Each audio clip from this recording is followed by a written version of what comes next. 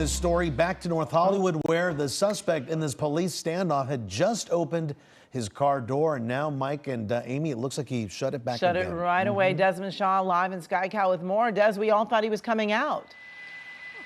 Yeah, I know. He had rolled down the window and exchanged some words, then rolled the window back up and for the second time, and then opened the door, just kind of taunting officers, I think, at this point. I've just kind of seen these situations way too many times where these suspects kind of act like they're going to surrender, and then, no, just kidding, I'm going back in the car pretending none of this is happening. And so that's what is happening now. I thought, maybe that could have been an opportunity for sheriffs if they wanted to deploy less lethal, but decided not to.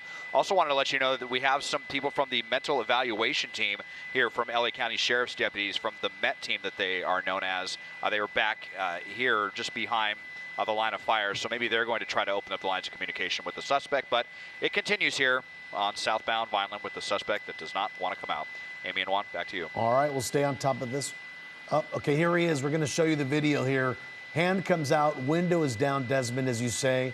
He is showing his hands. He's tapping the side of the car there. Obviously, Mike, I'm guessing it's to show his hand is free and clear, no weapon in his hand. Doors open again. Oh, doors opening again. Oh, and closing again. Really, it's kind of like a game of cat and mouse, right? Yes, yes. We were trying to show you in that other video how the door had opened a little earlier, and now it opened again and closed right back. So certainly this is ongoing. It started around 3 o'clock with the pursuit, and the car was involved in several side swipings, and the last intersection that they went through, the car came through, hit the back tire, disabling the car, and now we're watching again. Doors opening. Nope. And closing it again. I'm wondering if he hasn't. Oh, now he's rolling up the window. Yeah. For a second, I thought he was trying to get out of the car without taking off a seatbelt or something like that, though he had to close the door to. But I mean, just so much going on here that it's just hard to tell what's going to happen. It seems like he's going to comply. He's going to be okay. Well, and as Des pointed out, deputies are only going to play that game for so long. Next time he opens that door, there's a very good chance they'll start popping some pepper balls in there, but at least they're getting communication with him. I mean, for the good chunk of this, right, when the standoff first started, it didn't look like they were able to talk to him at all. He wasn't talking to them at all. At least we're getting some sort of interaction between. He's kind of giving a look to see what's happening. You can see more movement, too, in the car. Does he have his hand up towards his face? It looks like it, yeah. Hard to see as it's getting darker now. It is getting darker. To make out exactly what's going on inside that car. We're showing you again on the right side of your screen a little earlier when the door was open, and we were watching, thinking he was coming out. He's talking to those deputies out there, but yeah, Mike, you described him, the heavier coat, the beanie. Earlier you were mentioning what he was wearing, so you did get a good view of him, and it looks like he was talking to officers for what looks like a good 30, 40 seconds before he gets back in the car and shuts the door. Well, and hopefully they'll be able to gain something out of that, maybe figure out what his issue is, why he doesn't want to give up. If they haven't identified him already, who he is. Any line of communication is good. Obviously they want him to come out, but at least they're able to, at least he's responding to them a little bit right now.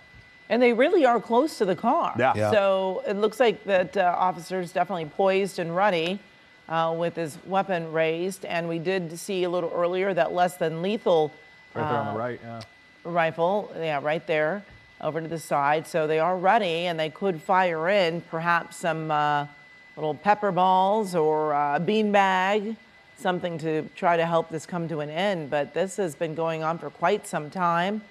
And really, as Juan was saying, a kind of a game of cat and mouse as he opens up the door and then closes it again with really no real indication that he's going to give up at this point. Right, and if he waits for SCB, their toys are going to be a lot bigger than just that, pepper ball gun. They've got what's called a bang pole that they can actually infuse with gas. They'll break the back window with it and just let it sit there, and it will continuously pump gas into that car. Oh, door's open again. All right, door's opening. Let's see what happens. He's out. Getting closer. Okay, let's hope he complies, and no, he's going back in. Nope. Huh. We're making progress. Yeah, it's just crazy how common this is. I mean, I've seen this at least a dozen or so times. I just had a feeling when he opened the door that he was just going to get right back in, and now he's done that 3 or 4 times. Now even coming out, standing on his feet, and getting back in. So, yeah, boy, just almost certainly in a very bad mental state here at the moment. But like you were saying, Mike, I mean, sheriffs do not like all of this movement, and they've already put up with a lot of sudden movements, you know, from a vantage point they can't see because of that airbag, getting in, standing up, looking right at him, getting back, sitting back down. And every time the suspect does that, I mean, they're really kind of jeopardizing their safety, because if they make the wrong move, you know, I mean, if he's lucky, it will be a less lethal that would hit him. And but so it's just very, very risky of this suspect to be doing any of this. And he's also wearing that heavy coat too, right? So there's concern with that. Is he hiding a weapon in there? What can he hide in there? So it does just another element that officers have to continue looking for and watching out for as we continue to follow this suspect here, this pursuit suspect, basically holding LA sheriff's deputies at his standoff. And I really thought once he stood up and outside the car, he wasn't sitting down. I really thought he was going to start complying. And it seems like that one sheriff's unit right there did inch its way a little closer, maybe to get a better angle, a better vantage point. As you were saying, Mike, look, he's got that less than lethal weapon, what looks like a rifle type of long gun, just pointed at the vehicle. If he does open his car again. Those doors opening again. Okay, here we go. Let's see what's going to happen. Okay, let's see some hands up, though. We need to see some hands up. Okay, he's got a water bottle in his hand. Maybe getting tired of it here, and then look, even turning his back. They're going to let him get back in. Getting back inside. Oh, jeez. Yeah, it just a total defiance here. Just trying to be as aggravating as possible to law enforcement, it seems. But I mean, what is otherwise the point of that? Even, I mean, that was the biggest psych out yet. Even coming up and then turning his back to officers, and they were ready to make the approach. I mean, 5 more seconds, and I think they would have run up and get him into handcuffs. And so it's just. So does this become the breaking point? How many resources can get? Yeah, he's really just toying and look at how many resources get tied up because of all this going on, you know. And then we've got a couple of Bearcats that are going to be coming out and in traffic to come out to this whole thing. We've got a major thoroughfare in North Hollywood shut down now for about an hour, and also this suspect can just kind of play these games with officers. And very patient of deputies, to be honest, to not hit him with pepper balls, to not tase him. To not even run up there and grab him. I was a little surprised they didn't take that opportunity to do that. They may be just really trying to negotiate with these guys. Maybe he's told them something that obviously we're not privy to, that is making them want to take this a little bit more, I don't want to call it gentle, but a little less intense than we've seen in the past, especially with the Los Angeles County Sheriff's deputies.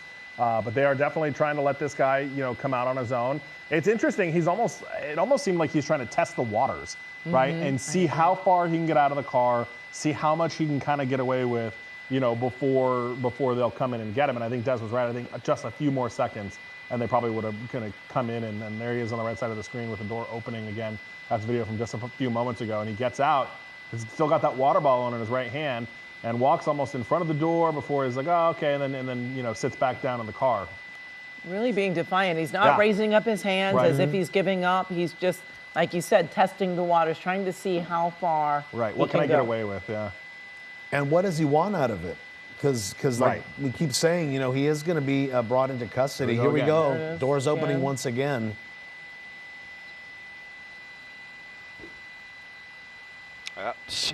Oh my goodness! I mean, I don't know what he expects. But they're ready to make the approach, and they're being very patient. This guy.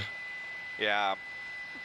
It is actually very, very, very surprising and very restrained of the deputies to have not taken more drastic actions now at this point, even if it was just pepper balls against the windshield or anything that could maybe shake some sense into this suspect. But the head games continue, opening the door, closing the door, getting in, getting out, getting in, getting out. And so I don't know how much longer are these games going to go on.